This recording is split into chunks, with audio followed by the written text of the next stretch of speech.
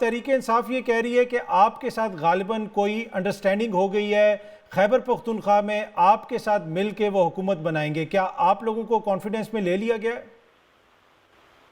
جی بسم اللہ الرحمن الرحیم. دیکھیں، پاکستان تحریک انصاف کے ساتھ گزشتہ 2-3 دنوں سے رابطے ٹیلی فونک اور مختلف قائدین کے ساتھ موجود ہیں، اور بنیادی طور پر تو یہی تھا کہ بھی جب پی ٹی آئی کے لوگ آزاد جیتے ہیں، عوام نے مینڈیٹ دیا ہے، ہم اس کا احترام کرتے ہیں، اور اس وقت وہ ایک مشکل میں ہے، اور سیاسی اور جمہوری اقدار کی حفاظت کے لیے اگر ہم فیسیلیٹیٹ کر سکتے ہیں تو ان کے آزاد امیدوار جماعت میں آئیں، اور ہم یہ غیر مشروط ہماری پیشکش ہے. ٹھیک سر، جب اور آپ اسی طرح جب یہ ساری بات چیت ہوئی ہے، اب فائنلی انہوں نے یہ کہا ہے کہ وہ صرف خیبر پختونخوا کی حد تک جماعت کے ساتھ یہ ایک ارینجمنٹ کرنا چاہتے ہیں. اب میں نے ان کی لیڈرشپ سے یہی کہا ہے کہ آپ کی تجویز ایک نئی شکل میں آئی ہے، تو اس کی بنیاد پر جماعت مشاورت کے بعد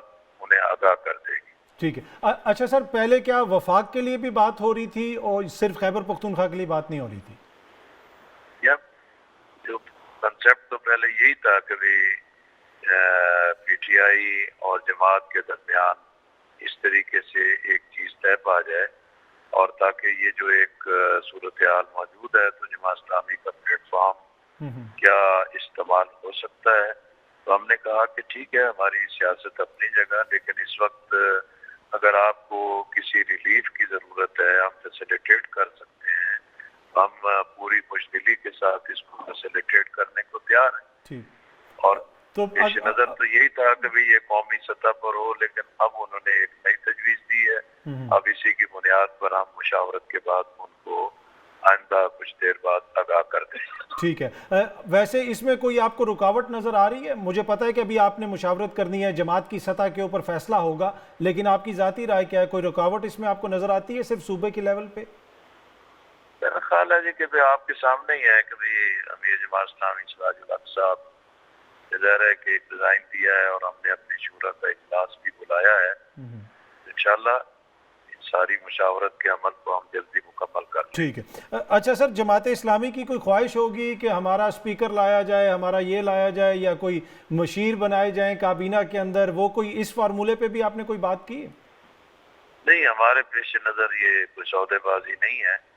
یہ تو ایک ان دی لارجر سینس ہے کہ ڈیموکریٹیکلی اگر ہم جمہوریت کی پائیداری اور حفاظت کے لیے ایک نیشنل رول ادا کر سکتے ہیں تو ہمارا تو کنسیپٹ یہی ہے، اور اسی کی بنیاد پر ہی ہم نے ان کو یہ فیسیلیٹیشن کے لیے تیار ہے. ٹھیک ہے. اچھا سر، اب آبویسلی وفاق کے اندر بھی حکومت بن رہی ہے. ہم نے دیکھا کہ بلاول صاحب کہہ رہے ہیں کہ ہم کابینہ میں نہیں آئیں گے لیکن میاں صاحب کو ووٹ دیں گے. تو اگر وفاق کے اندر کوئی کولیشن بنتی ہے، بڑے لیول کے اوپر ایک وفاق میں حکومت بنتی ہے، تو اس میں کیا آپ پیپلز پارٹی یا نون لیگ کے ساتھ بیٹھ سکتے ہیں؟ نہیں، میرا خیال ہے کہ ہمارے پیش نظر یہ نہیں ہے. ہم کسی حکومت کا بھی حصہ نہیں بنیں گے، اور نہ ہی اسی طرح کے کسی کویشن میں شریک ہوں گے، کیونکہ وفاق میں جو ابھی حال ہی میں 16-18 ماہ حکومت رہی ہے اس کا حشر اور اس کی صورتحال تو ہم دیکھ ہی چکے ہیں. اس لیے نہ ہم اس وقت قومی اسمبلی میں کوئی ہماری نمائندگی ہے، اور نہ حکومت سازی میں کوئی حصہ لینا ہمارے پیش نظر ہے. تو جن کو جیت ملی ہے، جیسی بھی ملی ہے، حکومت سازی ان کا ہی آقا ہے. ٹھیک ہے. اچھا سر، اوبیسلی اب آپ کے اپنے امیر نے ریزائن کر دیا ہے، جماعت کے اندر بھی انتخابات ہوں گے، کیا آپ کا نام بھی، آپ بھی اس میں حصہ لے رہے ہیں؟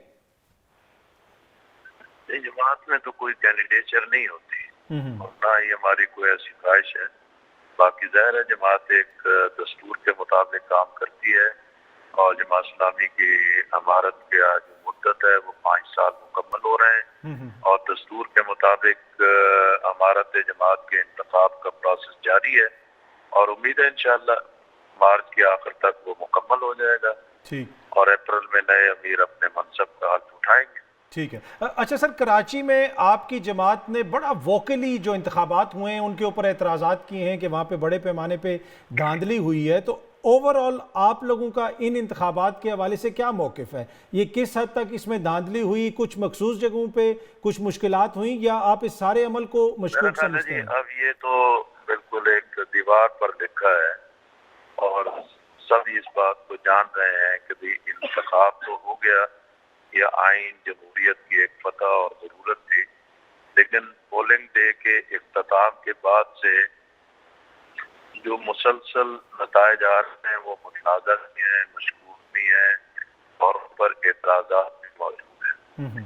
اس لیے یہ جو ملک کی ضرورت تھی کہ بھی سیاسی استحکام کے لیے کام آئے، صاف شفاف غیر جانبدارانہ انتخابات ہوتے، تو اس حوالے سے جماعت اسلامی نے، اس کی مرکزی مجلس عاملہ نے اور خود امیر جماعت نے بھی اپنا ایک بڑا واضح میڈیا کانفرنس میں بھی موقف دیا تھا کہ یہ ایک جعلی نتائج کی صورت جو حکومت بنے گی وہ جعلی ہوگی، متنازع ہوگی، اور الیکشن کمیشن جو ہے وہ کسی بھی دباؤ کے سامنے گریفتی ہوا ہے، اور دو چیزیں ہونی چاہیے کہ الیکشن کمیشن اپنی ناکامی کو تسلیم کرے اور مستعفی ہو، ٹھیک ہے، اور دوسرا یہ ہے کہ نگران حکومت انتخابات پر اعتماد پیدا کرنے کے لیے سپریم کورٹ میں ریفرنس کے لیے چیف جسٹس کو لکھیں تاکہ آزاد غیر جانبدارانہ